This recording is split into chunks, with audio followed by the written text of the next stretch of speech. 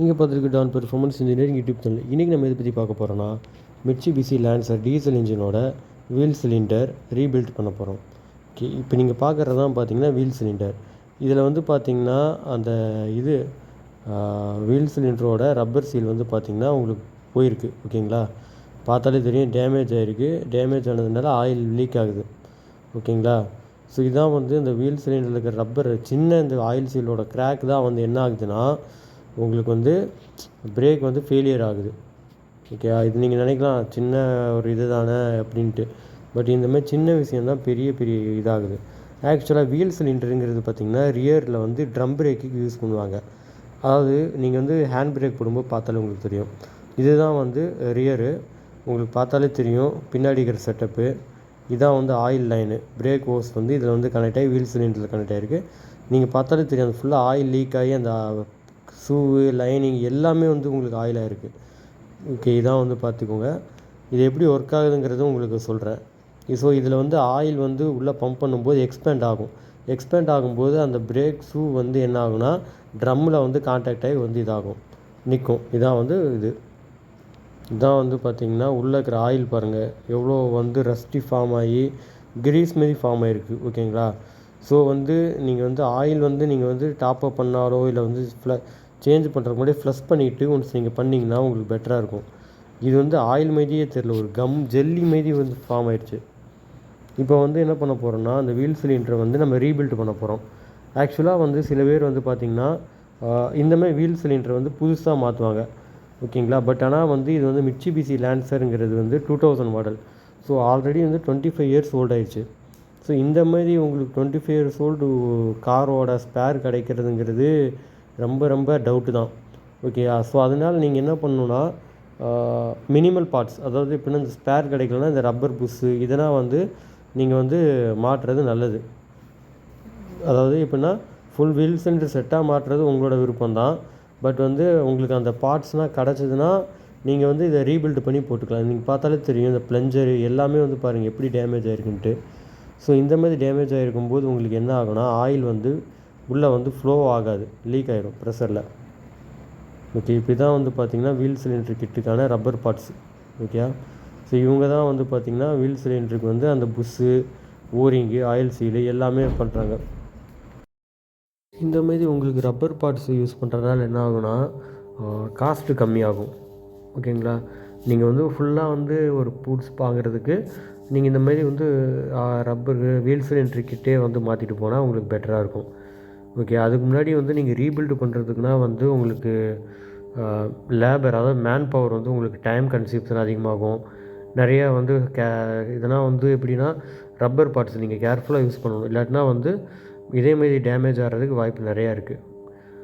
So சில பேர் வந்து என்ன பண்ணுவாங்கன்னா அந்த ஹேண்டிலிங் காஸ்ட்டு, ஸோ டைம் கன்சியூப்ஷனுக்கு இதுக்கு என்ன பண்ணுவாங்கன்னா புதுசாகவே ஒரு ஸ்பேர் மாற்றிடுவாங்க. ஓகே, ஃபஸ்ட்டு இந்தமாரி நீங்கள் வந்து இப்போ பழைய ப்ளஞ்சரு இதெல்லாம் எடுத்துக்கோங்க. இதை நீங்கள் பார்த்தாலே தெரியும் எந்த அளவுக்கு ஆயில் சீல் டேமேஜ் ஆகிருக்குன்ட்டு. ஸோ இப்போ நம்ம இதில் என்ன பண்ண போகிறோன்னா ஸோ ஒரு வீல் சிலிண்டரோட ஹவுசிங்கு இதான் வந்து வீல் சிலிண்டரு. ஓகேங்களா, எல்லாத்தையும் நீங்கள் வந்து ஃபஸ்ட்டு எடுத்து வச்சுக்கணும். சைல்டு பார்ட்ஸ் தனியாக, சின்ன போல்ட்டு, ஸ்க்ரூ, ஸ்ப்ரிங் எதுவுமே விட்டுறக்கூடாது. நீங்கள் எடுத்து வச்சுட்டு இப்போ என்ன பண்ண போகிறீங்கன்னா புதுசு போடுறதுக்கு முன்னாடி புதுசில் வந்து எல்லாமே கொடுத்துருப்பாங்க உங்களுக்கு. இதுதான் அந்த காம்பனண்ட்டு கம்பெனி. நீங்கள் ஆன்லைனில் சர்ச் பண்ணி கூட வாங்கிக்கலாம். இதில் பார்த்தாலே தெரியும் உங்களுக்கு வீல் சிலிண்டர் கிட்டு தான் போட்டிருக்கு லான்சருக்கு.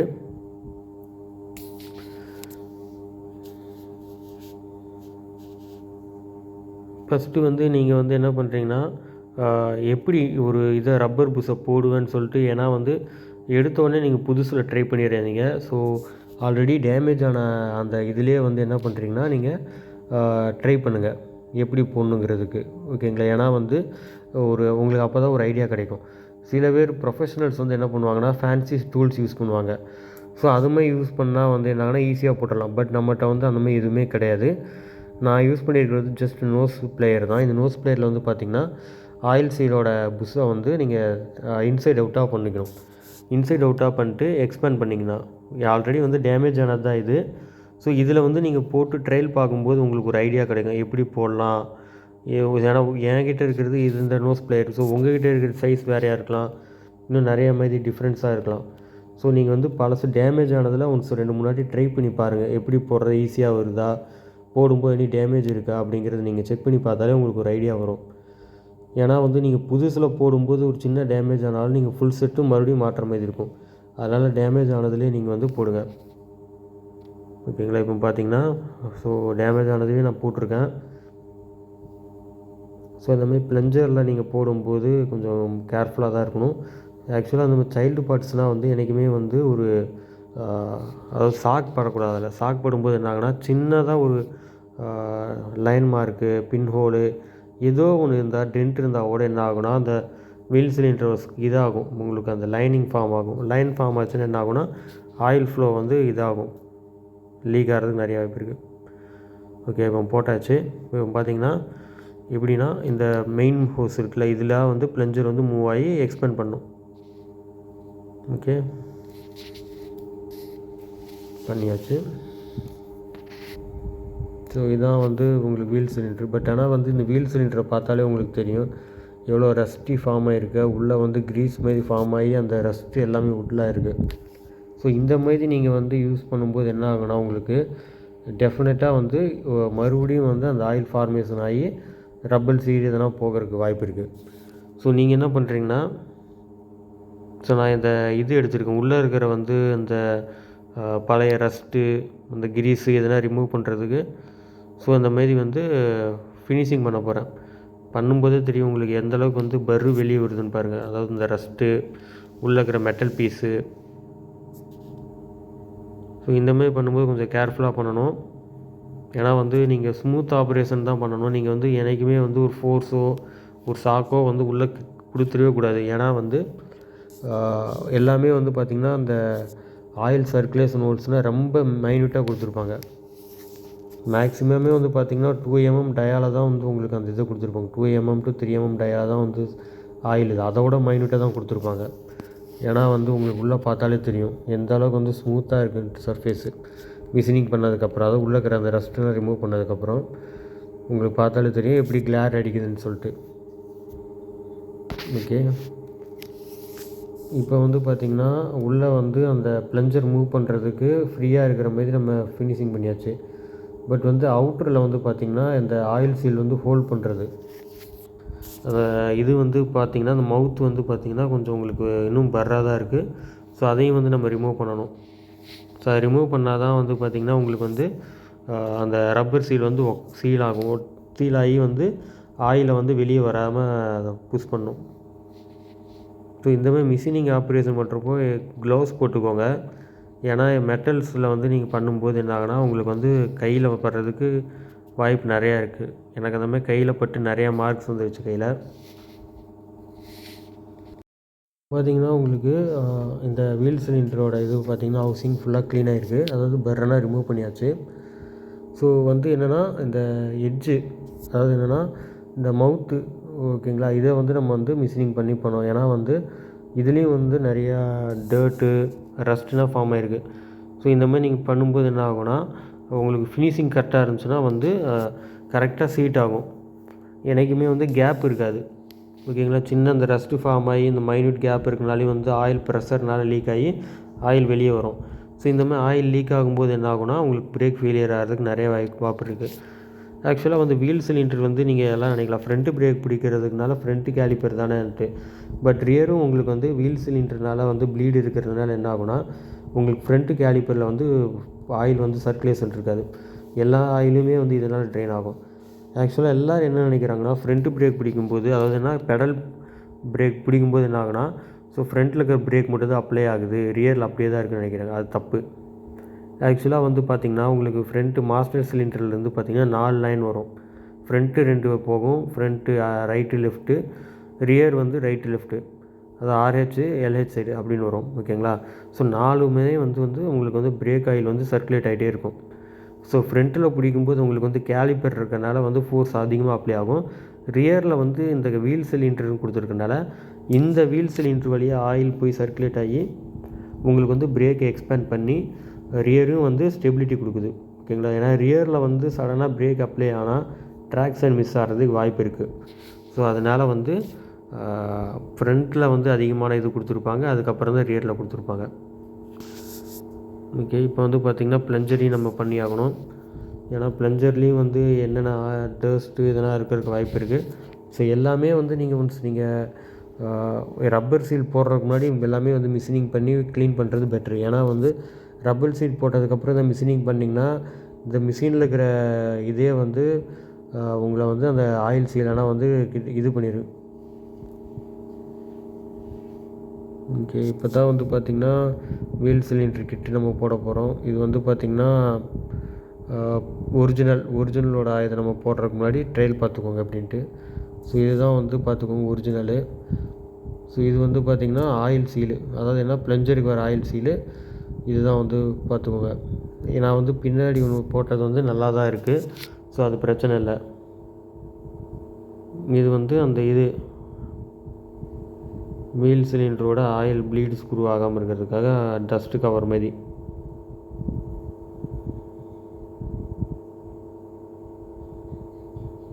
ஸோ இதுதான் அந்த டஸ்ட்டு கவரு. அது வந்து ப்ளஞ்சரில் இருக்கிற ஆயில் சீலு. ஓகே, இப்போ பாருங்கள், ஜஸ்ட்டு நல்லா தான் இன்சைட் அவுட் பண்ணி உங்களுக்கு பார்த்துக்கோங்க ஃபஸ்ட்டு எப்படி இருக்குன்னு சொல்லிட்டு, எப்படி இன்சர்ட் பண்ணணுன்ட்டு. ஓகே, இது வந்து கொஞ்சம் ஹார்டாக தான் இருக்கும். நீங்கள் வந்து நான் எடுத்துருக்க நோஸ் கிளிப்பர் வந்து பார்த்திங்கன்னா நோஸ் பில்லர், அதாவது அவுட்டர் சைடு வந்து இந்த இதாக இருக்குது, சர்ஃபேஸ் ஃபினிஷிங் நல்லா இருக்குது. பட் இன்சைடு வந்து பார்த்திங்கன்னா ஸ்டெப்பராக இருக்குது, அதாவது நர்லிங் பண்ண மாதிரி இருக்குது. ஏன்னா க்ரிப்புக்காக கொடுத்துருக்காங்க. ஸோ இந்தமாதிரி பண்ணும்போது என்ன ஆகுனா உங்களுக்கு அவுட் சைடு தான் வந்து உங்களுக்கு அந்த டஸ்ட்டு கவர் வந்து இதாகுது. ஸோ அதனால் வந்து டேமேஜ் ஆகிறதுக்கு வாய்ப்பு கிடையாது. இன்சைடு வந்து பார்த்திங்கன்னா அந்த ப்ளஞ்சரோட வீல் சிலிண்டரில் இருக்கிறதுனால அது உங்களுக்கு மெட்டல் பார்ட்ஸ் தான். ஸோ மெட்டல் பார்ட்ஸ் டேமேஜ் ஆகிறதுக்கு வாய்ப்பு கிடையாது. நீங்கள் கேர்ஃபுல்லாக பார்க்கணும். ஒன்றும் அர்ஜென்ட் இல்லை, பொறுமையாக பண்ணுங்கள், கான்சன்ட்ரேட் பண்ணி பண்ணுங்கள். ஏன்னா வந்து ஒன்ஸ் இந்த டஸ்ட்டு கவர் வந்து கிழிஞ்சுதுன்னா மறுபடியும் நீங்கள் இன்னொரு சீல், ஆயில் சீல் எல்லாமே மாற்றுற மாதிரி தான், செட்டோடு தான் வரும். ஸோ கேர்ஃபுல்லாக பண்ணுங்கள்.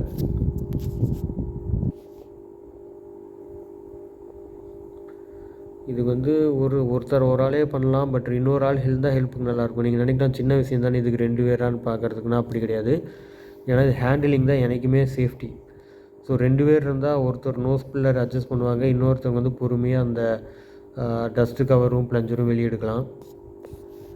ஒரு ஆளாக பண்ணுறதுங்கிறது கொஞ்சம் இதாக இருக்குது. இந்த வாட்டி வந்து பார்த்திங்கன்னா ஃபோனை வந்து நான் ஹோல்ட் பண்ணி வச்சுருக்கனால எனக்கு பிரச்சனை இல்லை.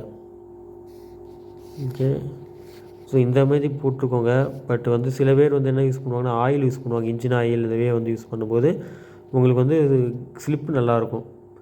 ஓகேங்களா. பட் ஆனால் அந்த ஆயில் சீல் யூஸ் பண்ணுறது வந்து நான் வந்து என்னோடய ப்ரிஃபரன்ஸில் நான் வந்து அவாய்ட் தான் பண்ணுவேன். இப்போ வந்து இன்னொன்றும் போட்டுருங்க. ஸோ இதான் வந்து அந்த ப்ளஞ்சரு டஸ்ட்டு கவரு. ஸோ இந்த டஸ்ட்டு கவர் எதுக்குன்னா அந்த பிரேக் ட்ரம் வந்து ஃபிக்ஸ் பண்ணும்போது ஷூ லைனிங்லேருந்து வர அந்த பிரேக் லைனிங் இருக்குல்ல, அந்த லைனிங் வந்து அந்த டஸ்ட்டு வந்து உள்ளே போகாமல் இருக்கிறது அந்த டஸ்ட்டு கவரு. ஸோ ஏன்னா பேக் பிளேட் வந்து உங்களுக்கு பார்த்திங்கன்னா ஃபுல்லாகவே வந்து இதாக தான் வரும், கவர் பண்ணி தான் வரும். அட்மாஸ்பியரிக் ஏரு, அப்புறம் வந்து இந்த தண்ணி, மழை பெஞ்ச தண்ணி இதெல்லாம் உள்ளே போகாமல் தான் வரும். ஸோ பாருங்கள்,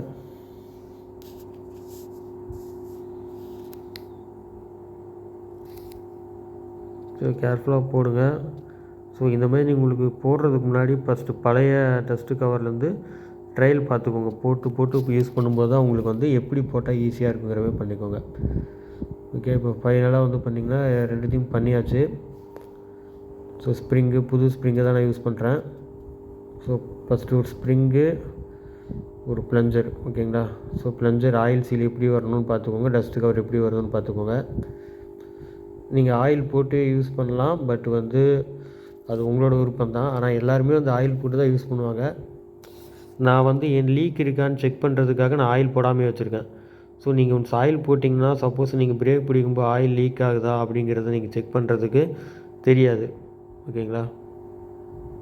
போட்டாச்சு. ஸோ ப்ளஞ்சரு எல்லாம் கரெக்டான பொசிஷனில் தான் இருக்குது. அதுக்கு முன்னாடி நீங்கள் உள்ளே அந்த சில பேர் வந்து ஏர் வச்சுருந்தாங்கன்னா அந்த கம்ப்ரஸர் வச்சுருந்தா ஏரை க்ளீன் பண்ணிக்கோங்க. ஸோ டஸ்ட்டு கவரு,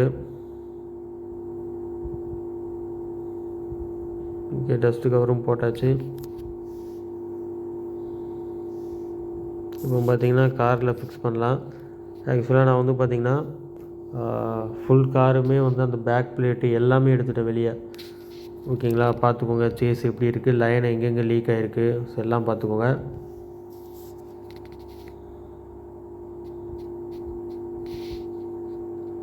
இதுதான் வந்து நியூ பிரேக்கு ஷூ லைனிங்கு எல்லாமே.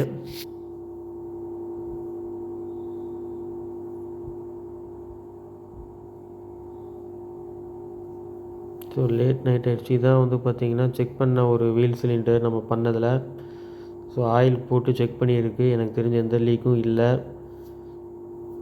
இதான் வந்து பார்த்துக்கோங்க எப்படி டஸ்ட்டு கவர் எல்லாமே போட்டு ஃபைனலாக பண்ணி வந்துருச்சு. இப்போ வந்து பார்த்திங்கன்னா லேட் நைட் ஆகிடுச்சு. ஸோ இருந்தாலும் வந்து நம்ம இதில் பிரேக் லைனிங் இல்லைனா கொஞ்சம் கேர்ஃபுல்லாக ஒர்க் பண்ணணும். ஸோ வீல் சிலிண்டர் மாட்டியாச்சு. இதை எப்படி மாற்றங்கிற வீடியோவை நெக்ஸ்ட்டு வீடியோவாக சொல்கிறேன். இதை பற்றி எதாவது டவுட் இருந்துச்சுன்னா எனக்கு வாட்ஸ்அப்பில் பண்ணுங்கள். இதுக்கு முன்னாடி நீங்கள் என்ன பண்ணணுன்னா, ஃபஸ்ட்டு உள்ளே இருக்கிற, ஏன்னா வந்து இது ஆல்மோஸ்ட் வந்து 25 இயர்ஸ் ஓல்ட் ஆகிடுச்சு. நீங்கள் என்ன பண்ணணுன்னா, இதனா வந்து ரிமூவ் பண்ணணும். உள்ளே இருக்கிற டஸ்ட்டு, பர்ரு, இந்தமாதிரி ரஸ்ட் எதாக இருந்தாலும் வந்து நீங்கள் வந்து மிஷின் பாலிஷ் பண்ணி ரிமூவ் பண்ணும்போது என்ன ஆகுனா, நெக்ஸ்ட் டைம் வந்து சீட்டிங் ஆகிறப்போ ஒழுங்காக இருக்கும். ஸோ சர்ஃபேஸ் ஃபினிஷிங் வந்து பண்ணுறது நல்லாயிருக்கும் எதாக இருந்தாலும் சரி. ஏன்னா வந்து உள்ளே வந்து அந்த பேரிங் போடுற இது ஹவுசிங்கு எல்லாமே வந்து நீங்கள் க்ளீன் பண்ணுங்கள். ஏன்னா பேக் பிளேட் வந்து இதில் தான் வந்து சீட் ஆகும். சில சமயம் ராங் லோடிங் பண்ணும்போது இந்த பிரச்சனை இருக்கும். ஸோ கேர்ஃபுல்லாக பண்ணுங்கள். ஓகேங்களா.